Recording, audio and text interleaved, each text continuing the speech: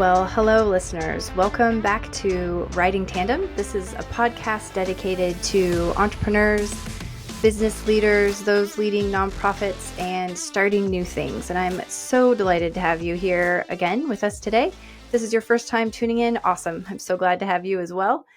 This is an interesting episode in that I actually have a return guest. So this is Christi Kmecik, and she, if you would like to check out the original conversation, was on episode 33, where we talked about getting your products into big box stores.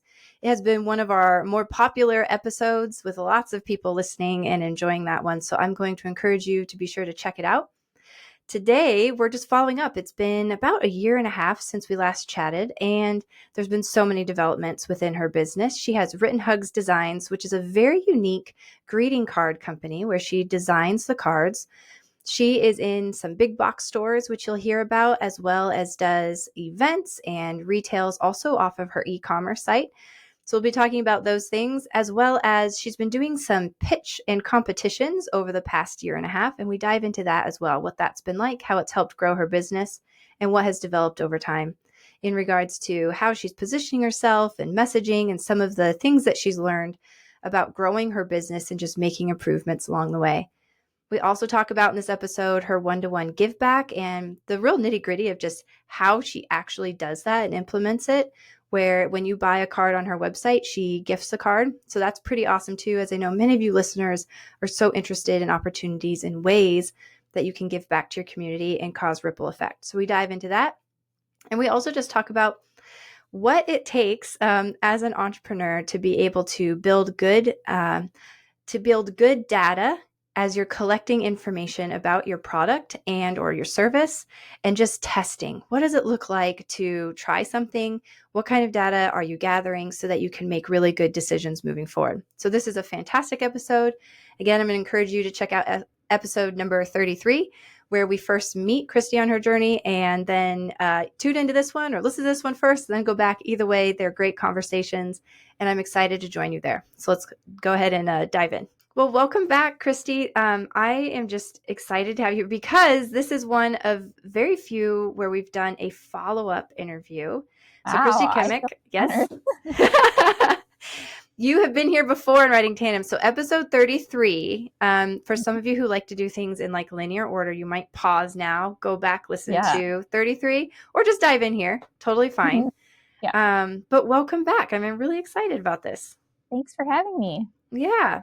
So a little background, and then I'll let you fill in too. So Christi, you're the mom of 3 amazing kiddos. No new kids since we last talked? Okay. Yeah, okay.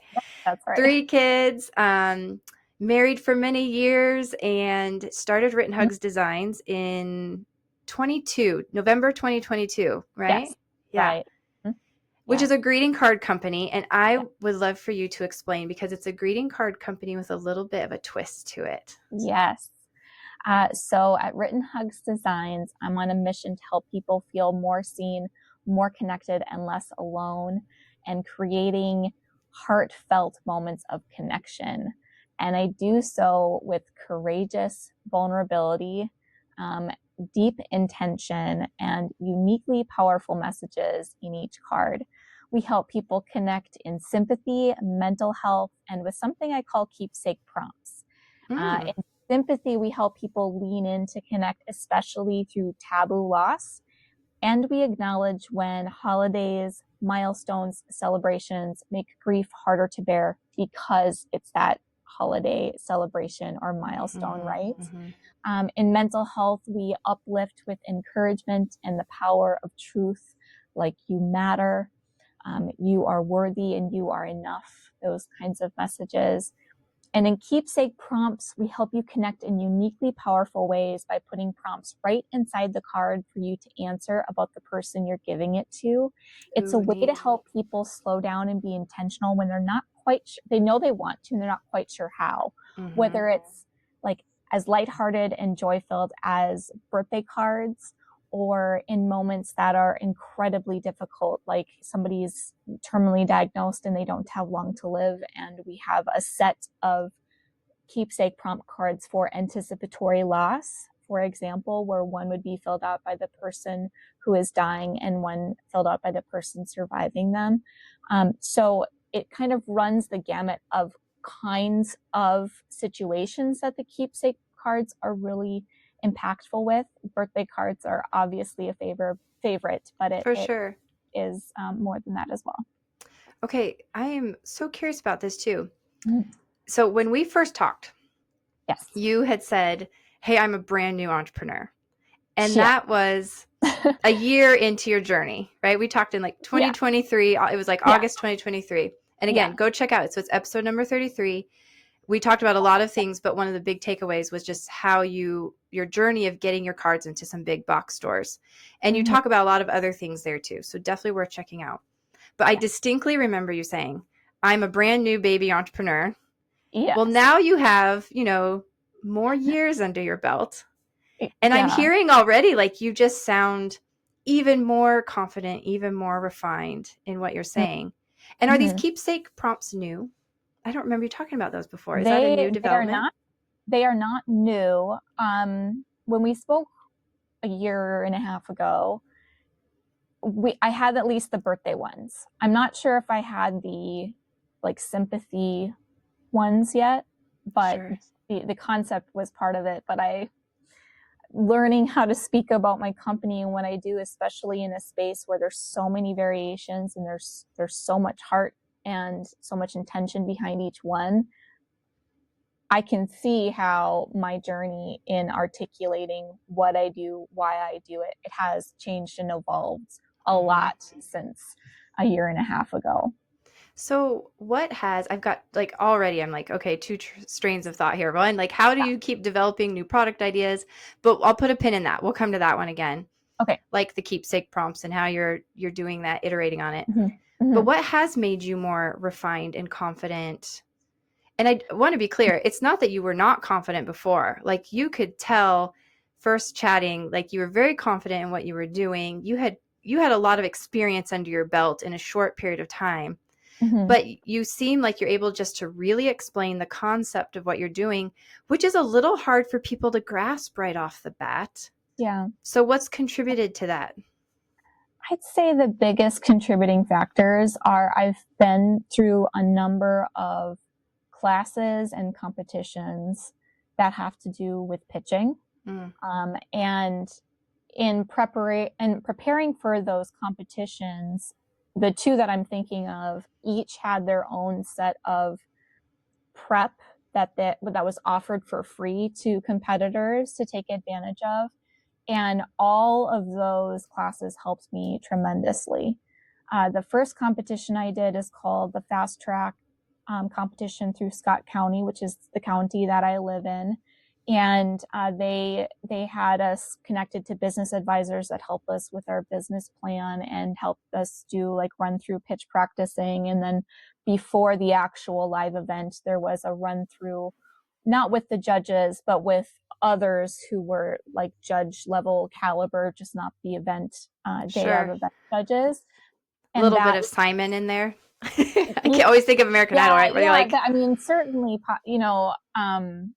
maybe not as harsh as Simon, but certainly like here's areas of growth or opportunities for you to lean into what the judges are looking for, how you need to articulate this better, or this was confusing, that sort of thing.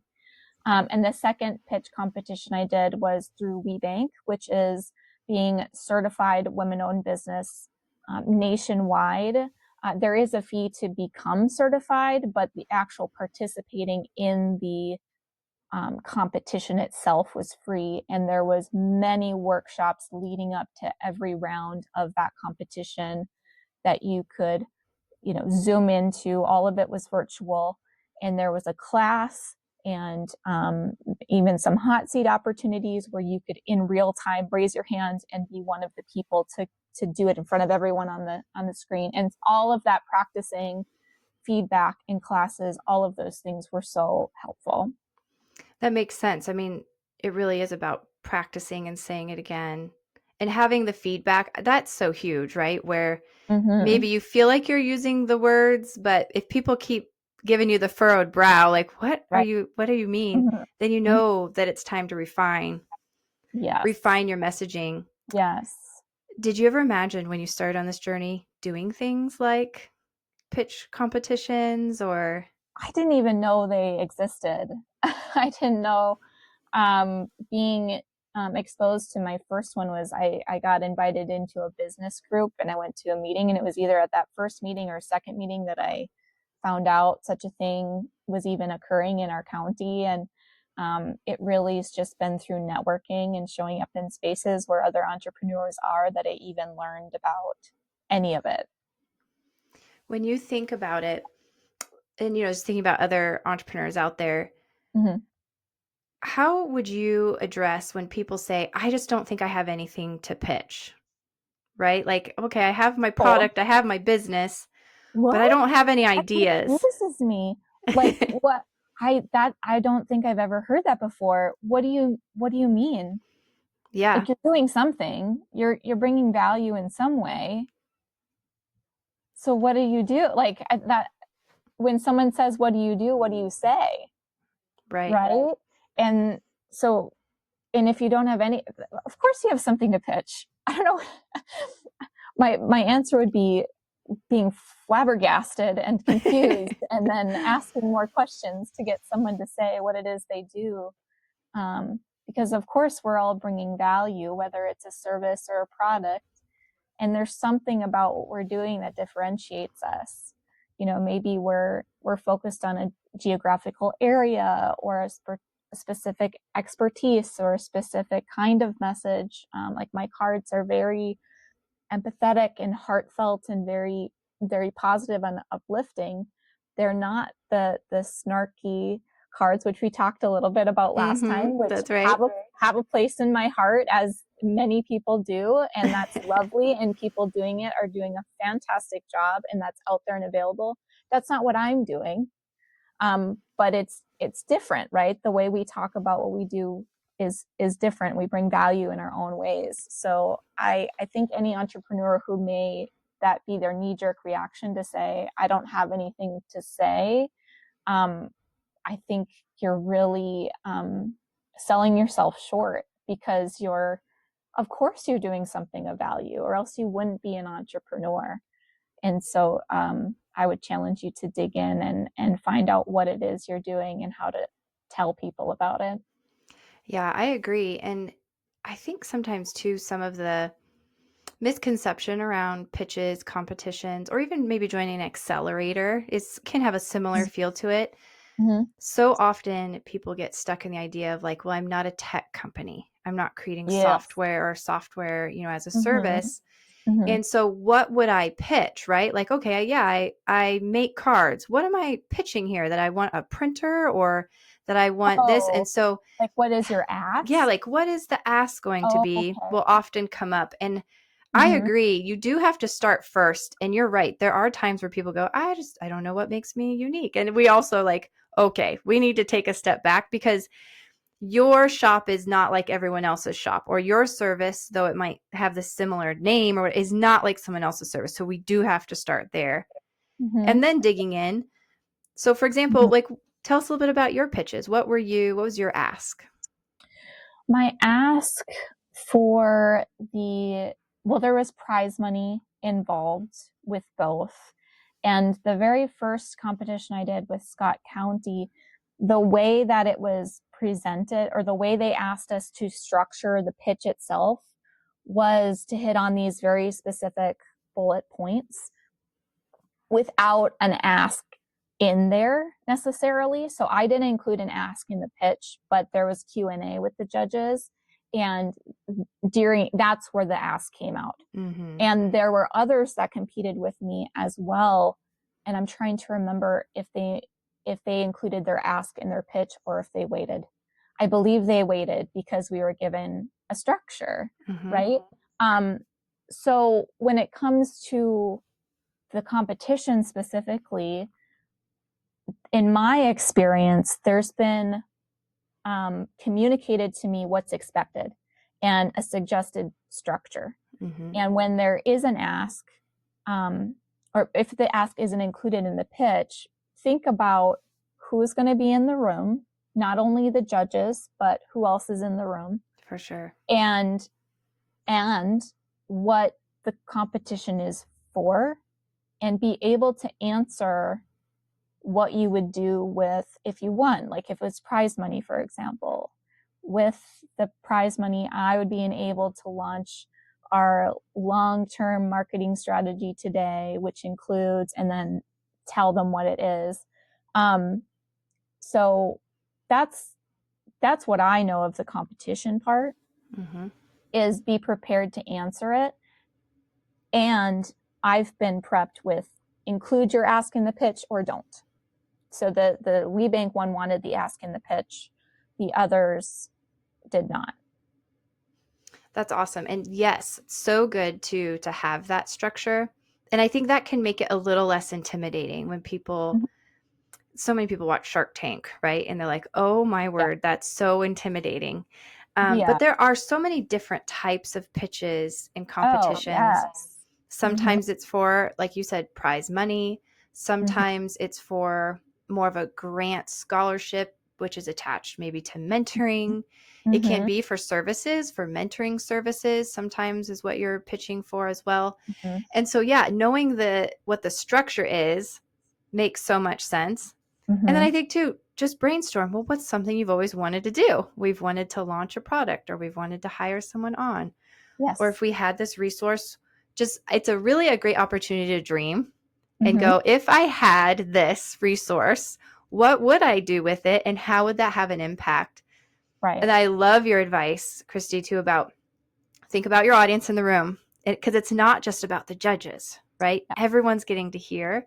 Yes. And I know when we did a pitch, it actually was through some of the mentors who latched onto our idea, and we came in second. We didn't take home the biggest prize money. It wasn't enough prize money to make our thing happen. Yeah. But the people who heard loved the idea, and we had outside conversations, and we ended up launching our product, and we ended up making a lot more money than the pitch would have, handed us a big check for. Yeah. Absolutely. Yeah. Have you ever found that where other people just start to hear the idea and they're like, hey, I want to have a conversation about this? Yes. Absolutely. Every single time I've been in a position where I can share what I'm doing, why I'm doing it, I don't think I've been in a situation where I've not talked to somebody more afterwards, whether that's a new wholesale account or somebody who wants to introduce me to somebody that's working in the space in another way. There's so many things that have happened because of putting myself out there and getting on a stage and saying what I'm doing and why I'm doing it, above and beyond placing or winning a competition. There's so much value to just getting that awareness out there, and then you make yourself available. People will approach you afterwards to discuss more.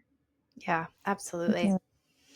Yeah. Are pitches or competitions, do they come easy for you? Does it feel natural, or are there things that feel difficult about them? And how do you navigate that? I would say there are 3 major things that I found challenging about doing these pitch competitions.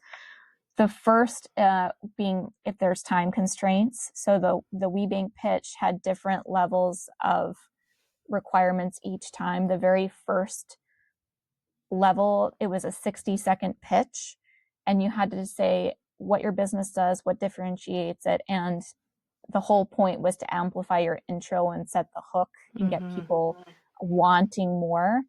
60 seconds was so hard. And that leads into the second piece that I found difficult, is putting myself out there when there were the workshops, when there were the practice sessions, raising your hand, getting the feedback is uncomfortable. You're putting yourself out there in front of strangers. You might feel a sense of being judged, but the whole point is to get better. And as much as that was uncomfortable for me, I knew it was going to be really valuable in the long run. And practicing in front of other people and getting that feedback from people who don't already know you, know your story, know your why, is really beneficial. When I practice with my husband and my friends, they've got good feedback and I appreciate it so much, but they already know all of that. And so getting somebody else's perspective that's not biased, that is just like any customer you would come across that needs to understand who you are, what you do, and why. And they'll be a little bit more honest if there needs to be some changes and opportunities to your pitch, right? As opposed to like my husband or friends that don't necessarily want to hurt my feelings. Those two things I found challenging but beneficial. And the third thing is actually getting up in front of people and doing it. Practicing as much as you can will help, because for me, I get really nervous, and I knew that if I practiced enough, if I started to trip up or if I slipped up and said something a little bit different than I normally do, I've practiced enough to know where I'm at and where I'm heading. Right. And I can flip back into my scripts. In fact, I'll even say what I gave in the intro was a little bit different than how I normally say my spiel. And I realized it as I was saying it, and I was able to make it still make sense and keep going because I've practiced it so much. So, practice. Put yourself in uncomfortable situations where people who do not know you are giving you feedback. All of that will help a lot. Was there any feedback that you received through the process of any of your competitions or pitches that have changed or shaped your brand and product and how you approach things, or how you either, I guess, even from the product or pricing or packaging, like from the physical aspect, I suppose, or how you're marketing or messaging or talking about it? Did you have any shifts through that process? Yes, for sure how I talk about it. In setting the hook in such a difficult space, especially the sympathy part, I was oscillating between sharing parts of my story right out the gate, and that's not necessary. I've found over the time and through all the feedback is that my story of my why is a really good follow-up when people ask, oh, how did you start doing that? Why did you start doing that? If they want to know more, but can be really triggering if I lead with it. Oh, so interesting. I stopped leading with my story, even though there's so much power behind it. And if I have time in a pitch, I'll probably include it somewhere. But when I'm talking to people like at a vendor event or something where you really don't have that much time to give your little elevator pitch, I don't include that anymore. So that has changed. When it's a competition of sorts or a speech, I will often include reading a card, either for setting the hook or somewhere in the middle, because there's so much power in the product itself, and it's like letting it just show people what's powerful about it, almost like as if I had a product that you use and you actually go and demonstrate to people how to use it. It's similar to that. It's letting the product speak for itself, and that's something that I got through a bunch of feedback. My favorite one that I've made to share in mainly speech settings, but I think any listener, any entrepreneur is going to appreciate this. So I'm going to take the time to do it. This card, if you are watching the video, has kind of like mountains fading into the background with a dark tree line at the bottom of the card, all in various shades of navy blue. And on the inside, I created this card for people who are in the midst of their journey, whether it's entrepreneurial or not. And we can get really frustrated and discouraged in the midst of it. So this would be for somebody who's feeling that. And it says, look how far you've come. Nothing about this has been easy. I admire how you've navigated hard things. You inspire me. And so we can all appreciate how meaningful it would be to hear these words Oh, and absolutely. how much more impactful they would be coming from somebody who's witnessed our journeys, right? Who's seen our struggle and seen what we've been through. So that's something that has changed over time for me, is thinking about who is going to be in the room and what kind of message would touch the most of them, and then either include it as what I start with or somewhere in the middle. I love that. And for those who want to see it on YouTube, you can see the card that you just held up. But for those who didn't, it really reminds me of the Black Canyon of the Gunnison. Have you ever been there? It's a national park. And so, side story here, your card's beautiful. I love it. And it immediately resonated on 2 levels as an entrepreneur.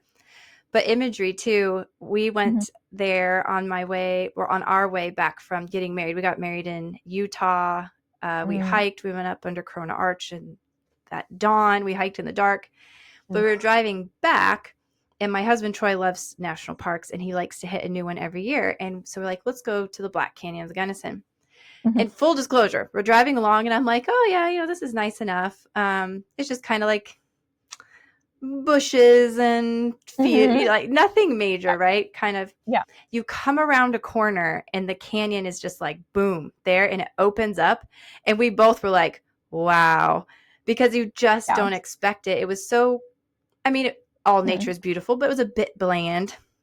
Yeah. And I thought, well, this is not going to be one of those like showstopper national parks. And it looks just like that. You see just ridgeline upon ridgeline upon ridgeline going into the back, and it's beautiful. So, yes, I love that. Cool. Side story.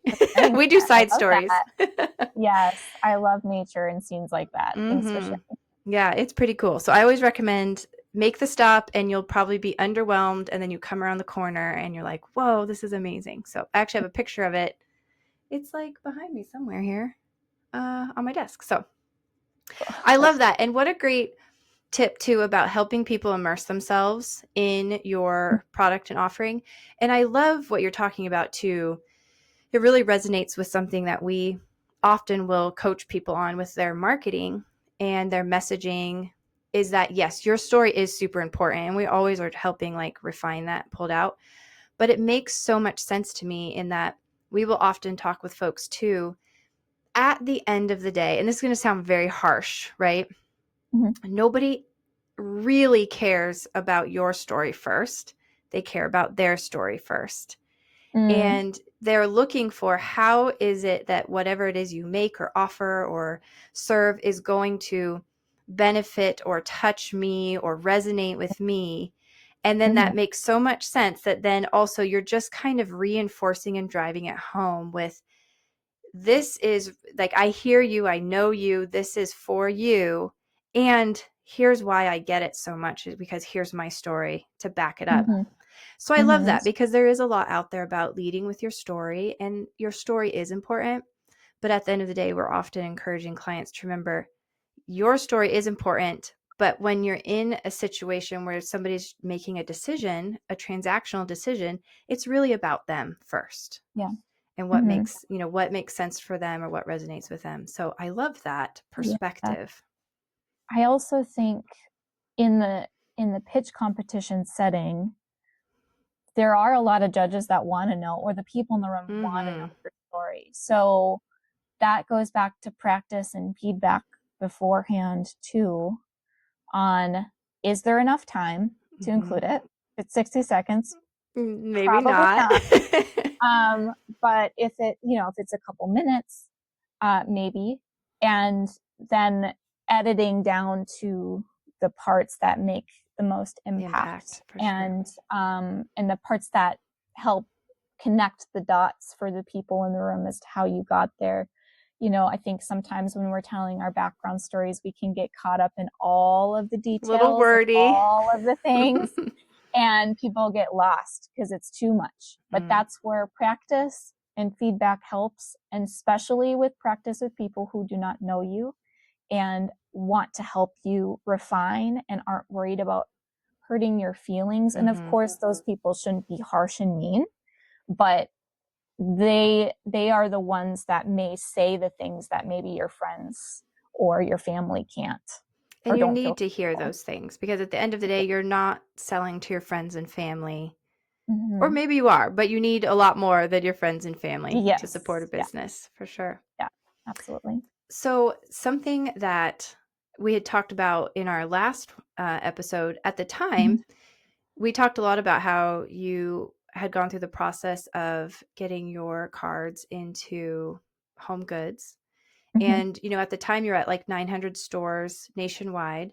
Mm-hmm. And, well, a side story, if you're willing to chat about it, I remember seeing on your social media. So, just thinking about the products, I want to talk about products, right? Like what you've been doing, what's new, what you have found really works. Because there's so many things you can do. I think people think cards, but there's Mm-hmm. also, you've done prints and Mm-hmm. stickers and other things.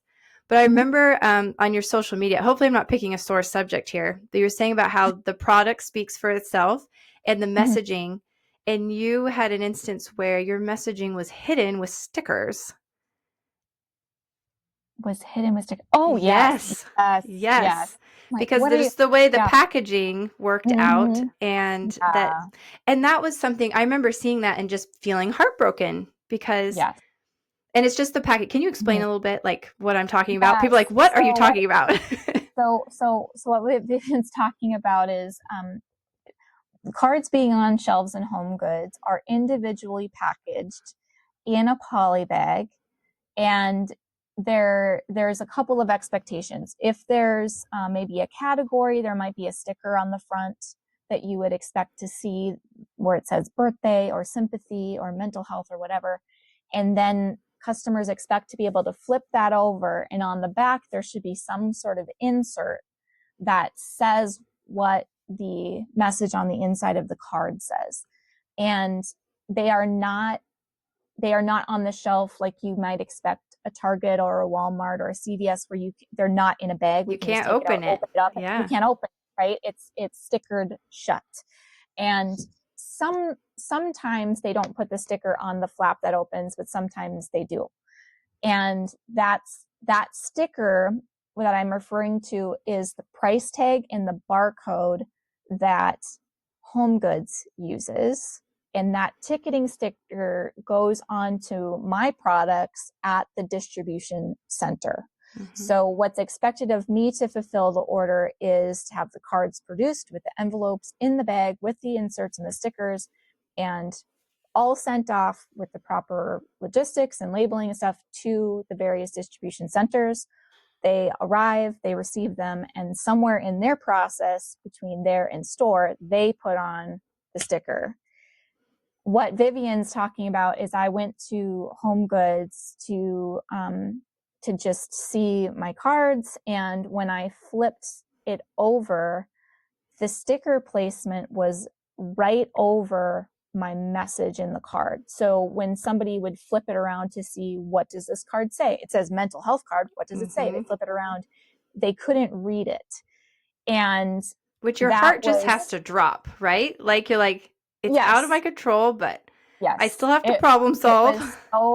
It was so heartbreaking and frustrating. I think like the stages of grief kind of wash over you. I'm angry. Like Mm-hmm. it's such a an obvious, like the only place you should not put a sticker is there, right? Right. Like anywhere else is fine. That's Mm-hmm. the only place you should not put a sticker. And that's frustrating because it means that somebody down the line just didn't care enough. Mm-hmm. And that's not something I can control. So I ended up opening the bags and flipping the insert upside down, which is not the way I want the packaging. You want it to be seamless for the customer, but Sure. once it was upside down, then they could at least, oh, I can see what it says. And I can't go to every Home Goods store, so there's potentially some still out there that are that way, which is frustrating and heartbreaking. I love how But you leaned into your community though, and you're like, hey, if there's a store near you, can you help me can out? you do I this? loved how you were problem solving and leaning into your community with that. Yeah. And the flipping the insert was my second iteration of solving this problem. I first started by trying to peel off the sticker, getting new ones reprinted and replaced. Mm-hmm. and they have like anti-stealing stickers on their stuff with good Sure. reason. So you can't easily take those stickers off because you could try to reticket an item and like steal it, or for much less or whatever.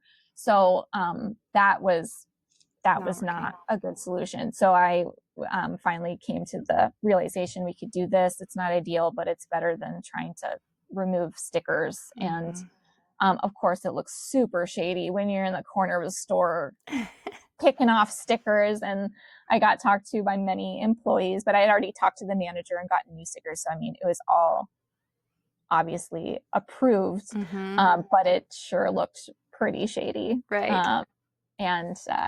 So that was a major hurdle. Potential long-term solves are redesigning the packaging so that there's an obvious clear space for the sticker to go, having the message inscription written in more than one place so that no matter where they put the sticker, at least one of them won't be covered up,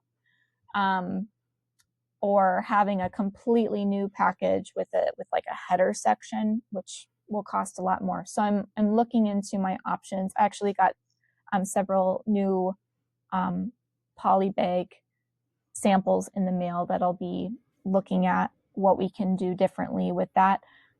Or I take on the ticketing myself, which will cost more in labor. And then I don't get extra time to produce it either. So all the things Yes. Yeah. of how to solve it. There was like the initial, it's on shelves, how do we do it? And now it's the moving forward. What do we do about this? Can we do it in such a way that I'm not taking ticketing on? And if not, what does taking ticketing on look like? Yeah. And I hope what people are hearing here too is everyone runs into roadblocks and unforeseen things and big surprises. And when you let a product out of your hands, there can be things like this that happen. Yeah. On the flip side, I often talk with people too, where, we talk about you can hold it close and, for example, just do local markets and never put your cards into stores because you want to control, because you do, then you have absolute control for the most part. You don't control the weather, which sometimes can be a thing, right? But you have more control of your product. On the flip side, then you're holding yourself back from scaling and having product in people's hands. But I can see why people viscerally, right, like have a reaction and want to hold on to their product and their baby. Yeah. Because it's a lot of work to problem solve things like that, especially at scale. Absolutely. Yeah. I was so fortunate to find my kitting assembly vendor early on. I think we talked about it in the last podcast of my journey to find them. They have continued to be amazing. They are MDI, or Minnesota Diversified Industries. They are a nonprofit that hire people with disabilities that do kitting and packaging services. They have been phenomenal. Like, not only have they done every single large PO correctly, on time, as promised, following logistics, asking good questions, making sure that it's right. They are the first people in the business world that I actually felt like they cared about me as a person and the mission of my business and what I was trying to do and what I'm trying to do with doing all of this. They actually cared about me and my mission more than just another order for them, more than just another invoice paid. And that is rare. And I didn't know that was out there until I found them. And I cannot say more amazing things about them. If you have any things where you need that kind of service, I know we'll be putting contact information in here. Feel free to reach out to me. They do so many kinds of kitting and assembly, including like medical device. They've got like medical level kitting and assembly abilities. And I cannot say enough amazing things about them. That's part of the battle, right? Is finding people who are trustworthy with your product with your product babies. Mm-hmm. And like that will do it right. Like the first PO I got from Home Goods, and I'm placing this huge order with a printer, and I've got to do this assembly service thing, and I've got to explain and organize and communicate logistics, and like all this has to come together because I've got to pay people, and if it doesn't get out the door on time, I'm not getting paid, and if Mm-hmm. I don't get paid, I am screwed, right? Right.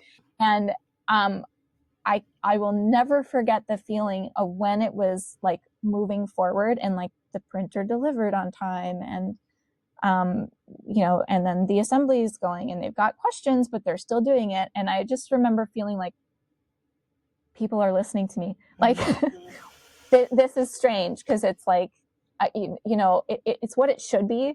People making promises and delivering on those promises, but there's so much fear about, but what if they just don't show up? Mm-hmm. Well, what if they just don't? Mm-hmm. And then what? And what kind of risk am I taking on by trusting these people? So that has been a huge part of problem solving, is finding, through trial and error, vendors like MBI who have over time shown that they are trustworthy. They do a phenomenal job, in part because they care about me and what I'm doing, and they're also doing their own similar mission of helping people feel more seen and less alone. It's a perfect tie-in. It's so Mm-hmm. perfect. Yeah. And so we did touch on this before, and I Mm-hmm. will encourage people again, if they're just kind of midway through here, but just a reminder to do episode 33, because you do talk about vendors and establishing relationships. And we really did get into some of the nitty gritty of like how that came together, which is so helpful for Mm-hmm. somebody thinking through logistics and getting multiple pieces together. And I just, side note, will say too, when we talked, one of the things I had brought up was like how excited I was because I've always wanted to do greeting cards. Yeah. And so since then I started with my watercolors. Yay! And I reached out to you, and you have been so helpful. And it was, just to reiterate, on finding connections and contacts where I was able to reach out and say, hey, you remember you mentioned some printers and Mm-hmm. helpful, and you connected me, and I was able to place an order with them. And then I was like, okay, so this poly bag thing, right? What am I looking for here? And so finding those networks of people, so important. Mm-hmm. And my hope is that when people listen to these podcast episodes, they hear somebody, a guest like you, and go, I really could reach out and ask about, how does packaging work, or what are the 3 things you wish you had known right before you go into it. Uh-huh. And there's always something that comes up. Like, Mm-hmm. I know I took about 2,000 cards to the Iowa State Fair, and they went great, which was fun. But my poly bags were a little too big, like they don't fit nice and snug. And there's just these little things that I was like, I should have asked more detailed questions. I probably could have sidestepped that small issue, which just makes a difference when you're packaging them and everything. So all that to say, thank you just personally for your help with that. It has been really fun. Welcome. You're And welcome. I hope people are hearing, like, it does take getting to be part of a community, reaching out to people, asking questions, not being afraid to say, I don't know what I'm not sure what I'm asking, but I know that I have this thing and you're doing a thing like it. Can you help me? Yeah. I love that. And you bringing up both the printing and the being connected and networking and things reminds me of and then you said, what's the biggest lesson you've learned? I think one of the very biggest things I've learned through this whole thing is, how can we do small tests to see if, not only like product wise, but when we're working with a vendor or a marketing company or anybody else that's making a promise, is there a way to put small tests in place before you sign the big contract? Right. Before you get married, let's date a little bit. Before you get married, let's date a little bit. Buying an expensive ring here. You don't want to be tied to someone who maybe they can't pivot into your market. Maybe they are successful in theirs, but the market works differently for yours, or whatever it is. So that's what I have learned the most. Is there a way to test people. And with printers, it was placing the same order with 3 different printers and seeing what I got back. And 2 had quality issues and 1 didn't. And 1 was on time and the others were late. And it was like, well, you're who I'm going with, right? And so, but I wouldn't have known that had I not tested it. I just would have been going with my gut and intuition, which would not have led me to them, right?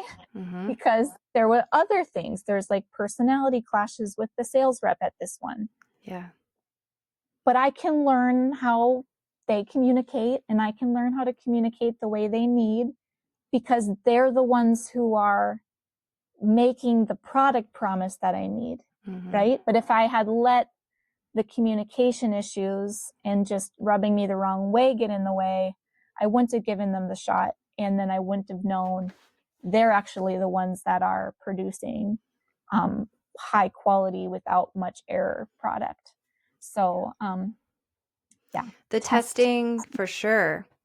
Totally agree. And that was something that I really liked about the vendor you had recommended to me is they insisted I would want tests, but they really insisted, and this is the timeline we need, and they shipped them over. And then, and there were a couple things that I tweaked then, or realized. And so it does make a difference for sure to test the things out. I totally agree. Okay. Speaking of products, you do more than cards. I've seen on your social media, I've seen prints, beautiful prints that you've made with your florals. Thank you. And stickers, which are always so fun and cute. Yes. How have you expanded your line? We talk a lot about cards. Yes. Have you expanded into these? Are these kind of just for fun? You put them out when you have an opportunity, or?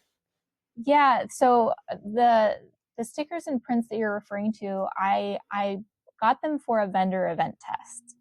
There's a big vendor event in my hometown in Shakopee, Minnesota, that a lot of people come for gifts and things. And it was this past November, and I was warned up and down that election years, no matter who wins, is weird for vendor events. Doesn't matter who wins. It's just weird in like consumer habits. So everyone was down from the previous year, but adding the prints and stickers, actually, I was about the same. And so that was a big test for me to just even like validate, do people want this? Like, going into the prints itself, the digital paintings that I had done of these flowers that are more realistic in nature, I had a few people over time say, oh my gosh, do you have prints of this? And I was like, well, no, I don't. But I wanted to test to see if there was something there. And then the stickers was kind of inspired by other artists that I follow, just kind of wondering if there was something there. And there is some interest. I'd have to test it out more on the e-commerce side, both of them, which I have not listed them yet on the website, but certainly in person, the prints and the stickers got more attention than the cards did to get people to stop. Sure. And this past vendor event, kept track of these things. Yes. So if you are not counting, I encourage you to start, because that's where you're really going to get data behind your assumptions and your gut feeling of like, I think more people are being drawn to this one or that one. And sure, you've got the sales data, but when it comes to catching attention, being able to put actual numbers to consumer behavior is so helpful. And I was not doing that before until I started learning more about how we do this and why we do it and how we can make decisions based on data, not just on feeling. And all of that has come over time. But if you're not doing it, start doing it. And then you can start to do these little tests, like when you're pitching somebody who stopped, maybe one version and the other, and you do 20 this way and 20 that way, and you see how people respond, and just making note of it. And that's how you can even begin to refine your pitch with customers who don't even know you're testing, right? Right. So anyway, that was I a love that. sorry. Oh, that's great. That's exactly why Yeah. we're here. I love all of Yeah. this. And that makes total sense about testing things at a live event where you can see people's reaction and you can get, yes, data off of that, because there is that kind of gut feel. And then to your point too, counting a bit. I know, so my husband does landscape photography, and we've done a number of vendor opportunities, including the Iowa State Fair, which is quite long. It's like an 11-day commitment plus setup and everything. So it's like 2 weeks when it's all said and done. And we definitely have taken note, like, okay, they always comment, no one buys this one, but that's what brings them in, right? Or with my cards, there's like 3 or 4 designs where I know if I place them in a certain spot, people beeline in, they look at that, and then they buy something else. Mm-hmm. So it is interesting, right? I know. And also, I'm just so fascinated by it all. I had some of my watercolors put onto tote bags, sold them like Yeah. crazy at one event, couldn't move one for 11 days, So like you're saying, if you can take note of things such as, well, what is the climate of this specific event? What else are these people coming for at this event? What else am I in competition for? So for example, with us, we had one of the things that we noted to just drive your point home is if we just went, we're like, okay, all events are the same, we'd be super disappointed with some, right? Because we Yes. could go to a shorter event and sell a lot more percentage wise in fewer days. But that's because we weren't competing for parking cost and hot dogs and rides and all these other things. People were just coming to buy Right. crafts and art. Yeah. So I love that of you have to be careful because it's really easy to get down and go, this isn't working, when there might be some other factors at play. 100%. Right. Did you find the state fair was not as beneficial then? So we've done it 2 years now. Yeah. And the first year was just my husband's work. I hadn't done cards at all. And he's the one who kept encouraging. And I had done my podcast with you, and I kept thinking about it. So you're a big piece of that. I was like, okay, I've always thought about this. I finally talked to somebody who's done it. Why not try? Yeah. So the second year we did again. My husband took his and we split a little bit of the space, and I had my cards and that. And it was election year, and everyone said, this is an odd year. So we only have 2 years at that space to compare. Yeah. And we have 2 years at another space, and then just a smattering of one-off things here and there. And we didn't do as well. It's more dollars were brought in because it's a longer period of time. But we were in fierce competition with so many other things, as well as, do people want to carry your product around at a fair? Absolutely. Yes. So that was something to think about too. Yeah. Am I going to get on the Ferris wheel, like for my husband, holding a 16 by 20 framed piece of art? Right. Probably not. Probably not. And do you trust it enough to leave it? Yes. Right. Yes.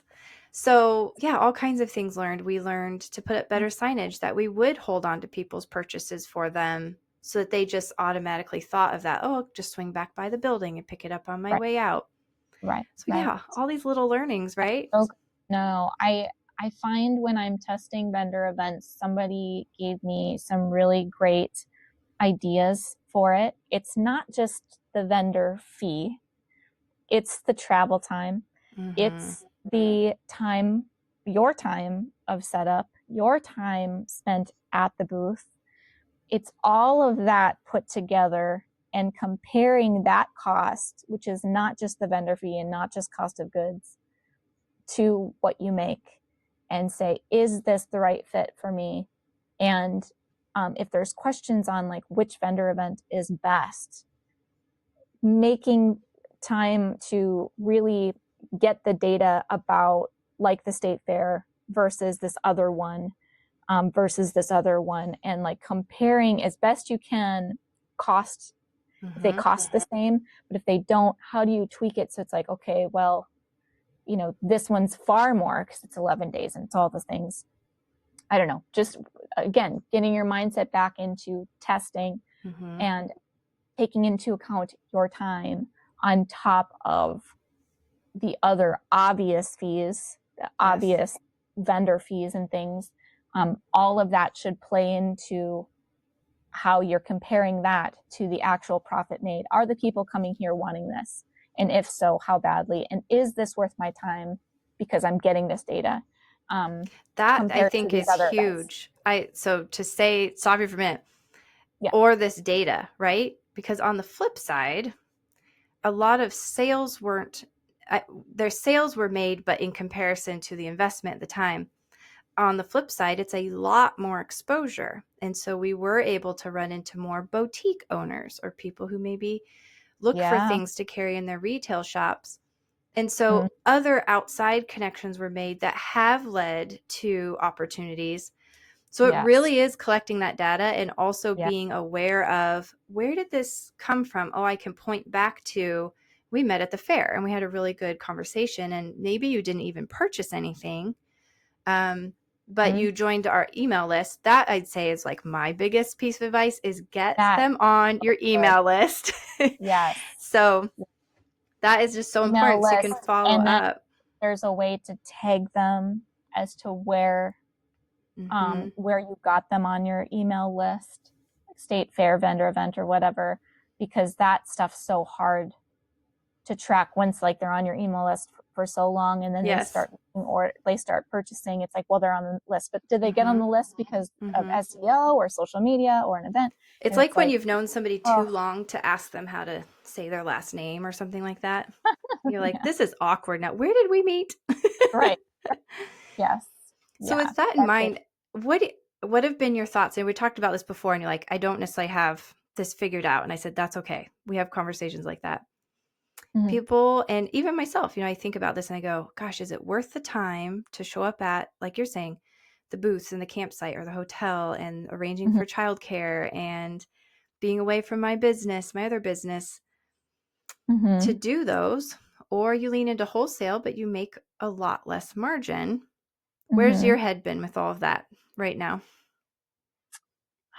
I'm still learning. I would say I don't have a good answer to it yet.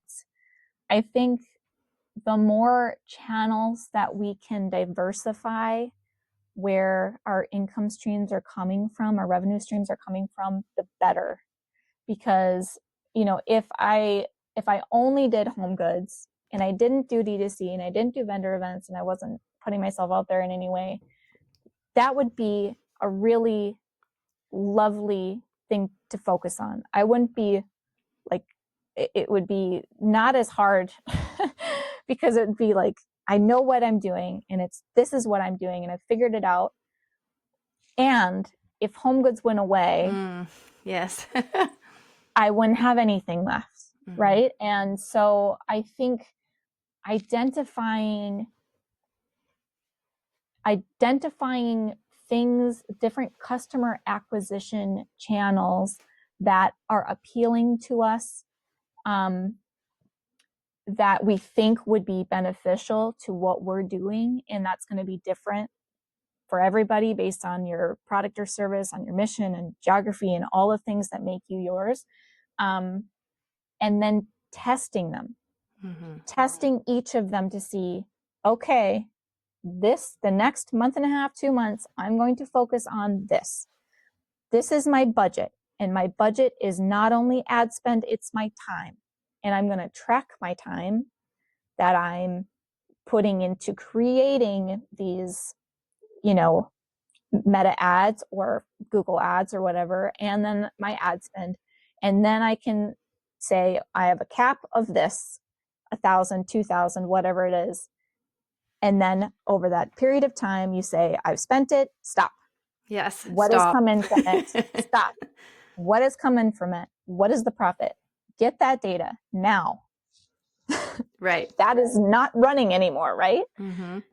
Now I'm going to run this test with micro influencers, and I'm going to track my time of researching and reaching out and sample sent and affiliate links or whatever that they need from me. And we're going to run it until I hit that same dollar amount and stop. What profit came in from that? Great. Now, what am I going to do? And maybe do 3. Mm-hmm. And then we can say, okay, what was the most profitable? Mm-hmm. Micro influencers. Now I'm solely focused on micro influencers. Right. So I'm going to sneeze. If I Sneezing sneeze, is allowed. It's okay. allowed. But then we can focus in on the one that is really doing at least the most promise. And we can optimize that as best we can until we know inside and out how much it costs for customer acquisition, how much is our average order value, what's our lifetime value of a customer, does this make sense to continue? Yes, it does.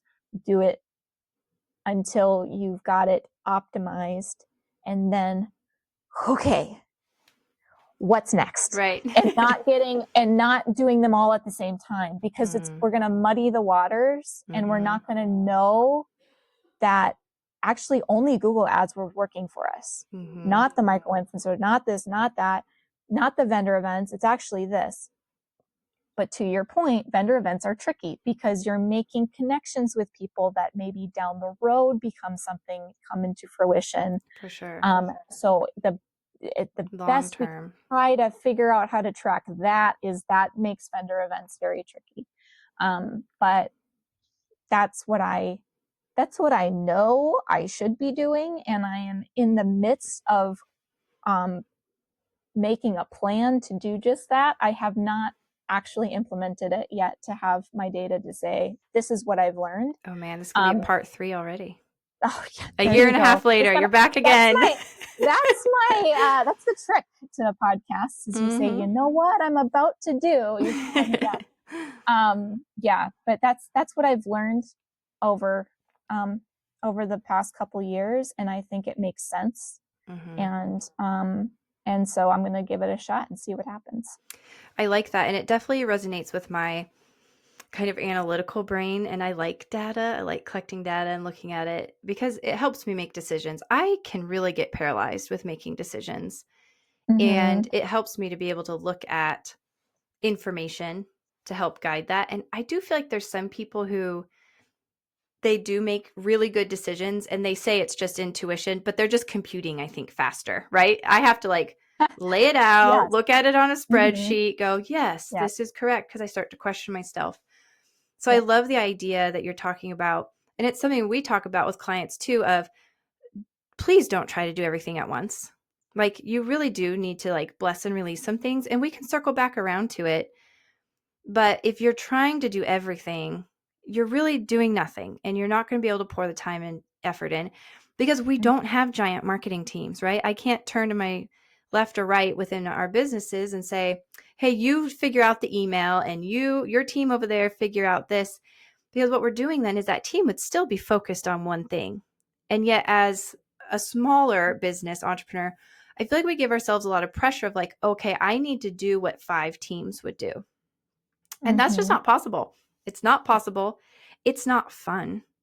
No. And if it's not at least a little fun, it's not sustainable. And that's one of the things that I know I have found with the vendors, for example, at this point in my life, they really stress me out. And I think that might be a season of life for me right now. So thinking through that too with your business, there may be a season in time where you're like, Facebook ads, or meta ads, yes. I just can't. I emotionally cannot wrap my head around that right now. And knowing that that's okay. And in a season, you might come back to it and you might love it then. So that's been something for me since we have brought on kiddos. We do foster care. So having kids is brand new, and it comes with a lot of additional people when it's foster care. And so doing events is highly overwhelming. And yet I would never advise that people not do them. Does that make sense? Because you do have to figure out what works for you, what is actually working and moving the needle, because you can't deny the facts. If at the end of the day, what your business needs is this, and you're emotionally and mentally not there, then it's okay to pull and help, to help with that. But Yes. sometimes it's okay to go, yeah, this is something my business really needs, but this is really good too. And I can do this in this season right now. So I'm going to focus on that for now. Right. Yeah. That's We a good need a point. card about that. Yes. Let it go. It's okay. Yeah. Let Facebook ads go. It's okay. Yes.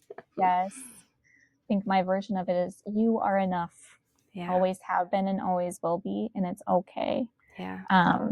It's okay to know your limits. Mm-hmm.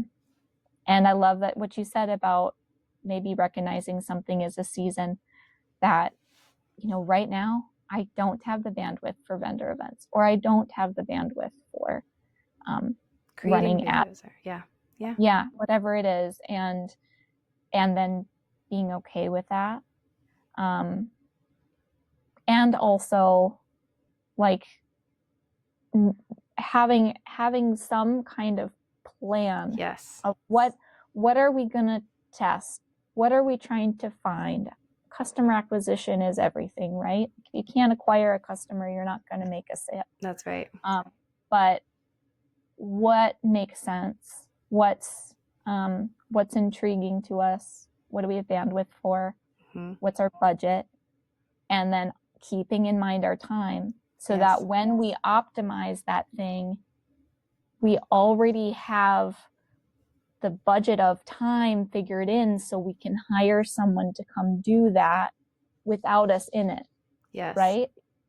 If that's where you're going, if you want that to run, once you've done it enough, and you have like systems, playbooks that can be referenced and trained through, and someone can take over for you, that's really powerful. For sure is. And it's not cutting your legs out from under you because you haven't figured your own time, right? Like, figure in your time, so that you can actually maybe hand it over to someone else. I feel like that should be one of the golden rules of entrepreneurship, is like your time is valuable. The whole like pay yourself first is probably one of the things, but then also your time, that no one is going to work as hard in your business as you are at all of the things at once. Mm-hmm. That like, you're just not going to hire somebody who's going to do that, because if they were going to do that, they'd do their own business. Right. But you can hire in people who are amazing, and more often than not, more amazing at that one thing than you are, but they have to be paid, which means they're going to spend their time. Right. And, you're like, oh, it's fine, I won't compensate myself. It's like, no. It has to at least be accounted for. If I was paying someone to do this at this dollar rate, I spent this many hours, so I need to know that I have that much money set aside and available when I want to hire them. Huge. Yeah. Yes. Hey, I know we have limited time here, but I do want to hit just briefly, at least, on you donate cards. You do a one-to-one give back. Mm-hmm. How do you structure that? I think that I have so much curiosity about this. Love the idea. Love when I see people do this. And the first thing that goes, I think, through everyone's mind is, one, how do you afford to do that? Two, how do you logistically track that? Right? Where I'm like, so are we just keeping track of every card? Do you make it a point that it goes, if it's a sympathy card, you donate a sympathy card? Like, what are some of the logistics here? How are you doing this program? Okay, that's great. Okay, good questions. The way I track it, so my particular give back is, for every card you purchase on my website, I will donate a card to nonprofits actively serving people who need connection and encouragement. Okay. To date, having started this in June of 23, I think. Okay. Had I started it when we talked? Well, we talked in July, August of 23. So this was all really, I don't know if we talked about this then. Okay. I believe I started it in June of 23. Right in there. Okay. Yeah, I think so. Anyway, since starting it then, I have been empowered to donate thousands of cards. And we've donated to grieving families, kids going into foster care, caregivers, children through Make-A-Wish, Caring Bridge, all sorts of different nonprofits. And the way that I track it is I pull my product sales data, and I have a spreadsheet that shows I last pulled it on this date, and now we're at this date.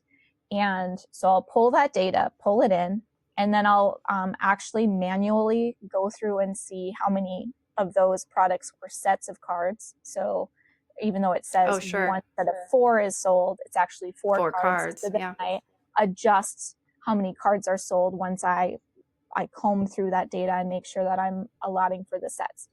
That all goes into a spreadsheet that I also keep track of who I've donated with, how many, when.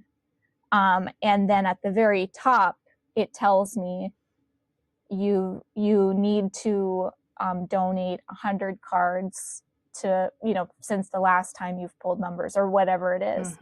And that's when I go to typically the next nonprofit that's in line, so to say, for cards, and work with them on how many cards do you need, what kind of messages would be beneficial for the people that you're doing it for.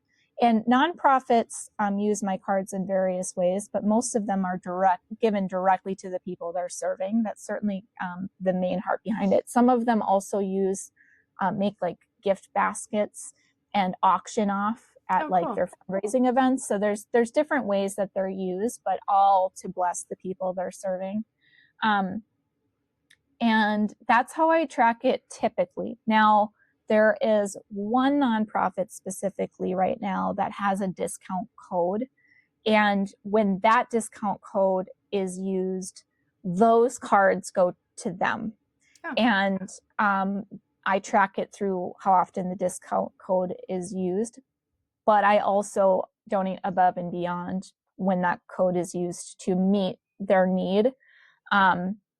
I've also done the donations based on events. So like this nonprofit I'm talking about has an annual event that I'm a part of.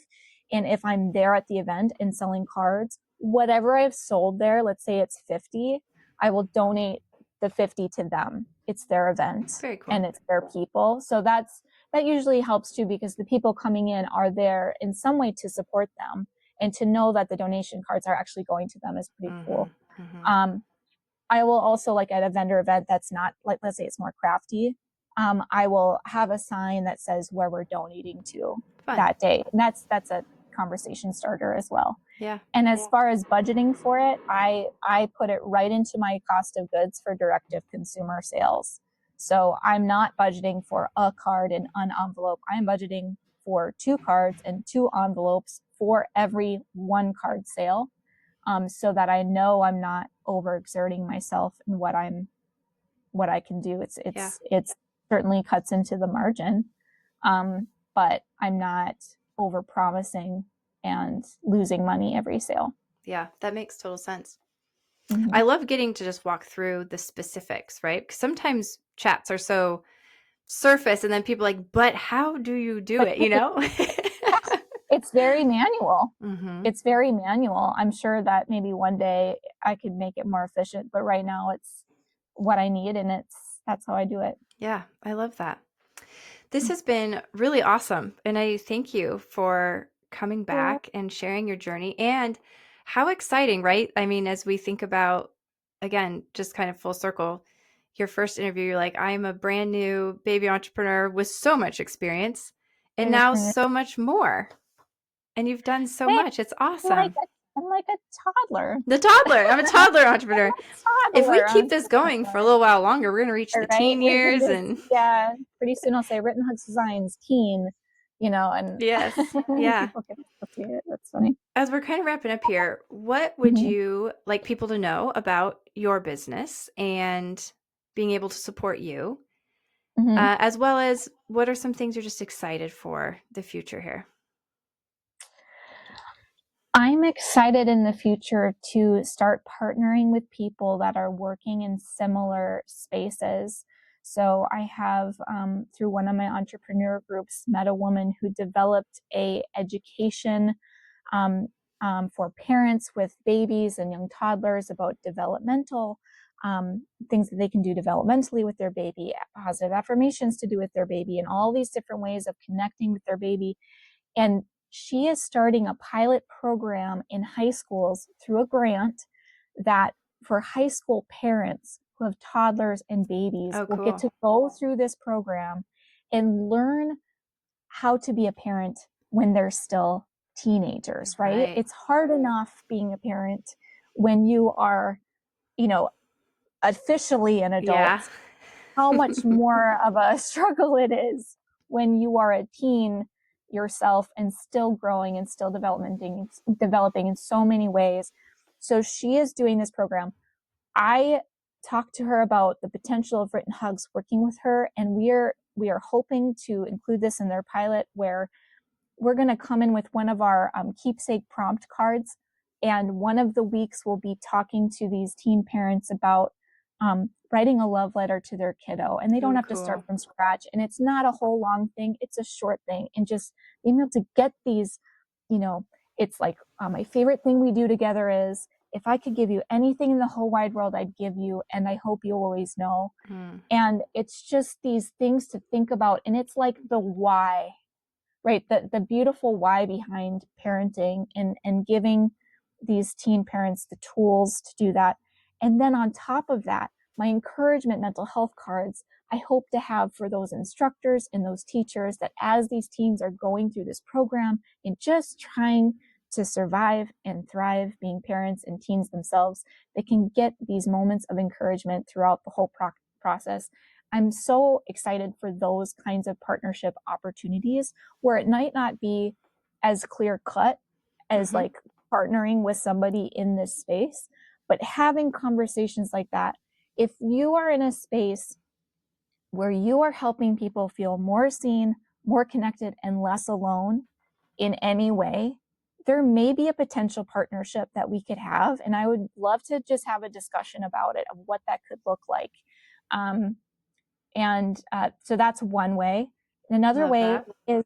is being introduced to nonprofits, nonprofits who are serving people who need connection and encouragement. I'm loving to fill that wait list, so that as soon as I'm done donating with one, I can connect with the other, and we can make sure we know what their needs are, and we can begin filling those.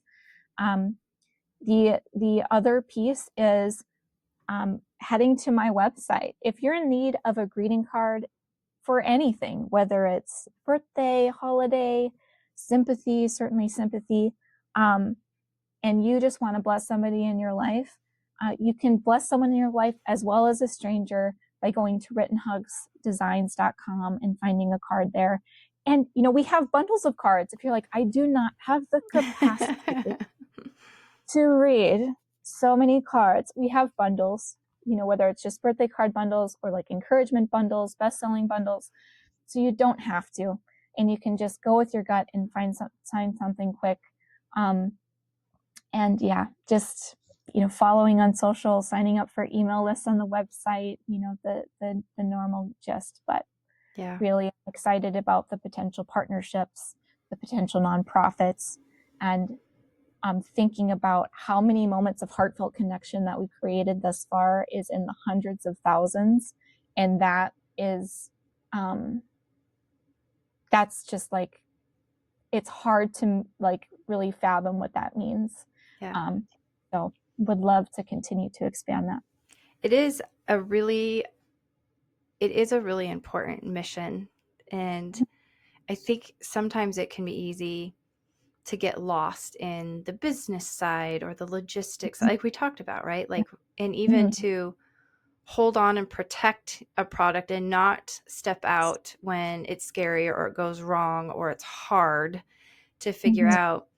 And so I love how you are coming back around to the mission and the why. This is so important, and that it is worth figuring out how to do those dang stickers and not have them over the message, or Yeah. the logistics piece, or finding the vendors when vendors are frustrating, because it Mm-hmm. can be really easy, especially as Mm-hmm. creatives. I am going to label this. I'm just going to do it. Creatives can have a hard time stepping Mm-hmm. into those scary things because it is such a piece of yourself that you're putting out Yeah. there, Yeah. and it's very personal. Not that Mm-hmm. other businesses aren't personal, but I do think there's a heightened level of it within Yeah. artistic fields. Yeah. And that just robs the world, right? In the end, Mhm. it robs Mhm. the world of something amazing. And I Yeah. do think I think of you often, especially as we have entered into foster care, because there's a lot of hard, Mm. difficult, sometimes awkward Mm. occasions or events or milestones. And I often think of you of like how wonderful it is to know that there are things like this out there where you could pass on a note of encouragement to somebody or Yeah. just see them in a strange, messy, awkward situation that's also like Mhm. beautiful, delightful, and tragic at the same time. Yeah. So I really appreciate that just from a personal level. And for the Yeah. encouragement, helping me step out and do a little bit of my own Yes. has been awesome. And I just love hearing your heart and your story and the practical pieces that you bring to the table for people. So I know it's just Mhm. huge value. So I appreciate what you're doing. Thank you very much. Thanks for Yeah. having me back. What an awesome conversation. I am just so inspired by this woman and all that she has done and how far she's come and where she's going. And I just love too how you can just hear her heart in everything that she's doing with her business, but also is willing to open up and just get into the practical, everyday things and workings that it takes to make a business thrive. So I hope you love this episode. As always, if you are liking this content, it is so helpful if you go and leave a review. That is so helpful on any platform that you like to listen to the podcast. You can also check out this podcast on YouTube if you're not there already, where you can watch it as well. And I'd love to connect with people who are listening to the podcast. And you can do that by checking out the show notes and join our email newsletter, where you will get a weekly email from me, sometimes about the podcast as it's releasing, some encouragement notes, something that's going on that I thought could be helpful or beneficial, or just some tips and ideas to help you as you are growing your business and your organization and helping it to thrive. We also offer one-to-one mentoring and would love to chat with you about that if you'd like to dive into something. Maybe you're thinking about how it is you're going to launch your next product, or you're a little bit stuck with your social media. Maybe you need a little bit of a whirl around the whole chat GPT and how to make that work for your business and be efficient. We offer one-to-one sessions where you can grab some time with either Michaela or myself. They're 90 minutes. It's an easy flat fee and you can book them at your convenience. So look for the link for that as well. And I look forward to our next conversation.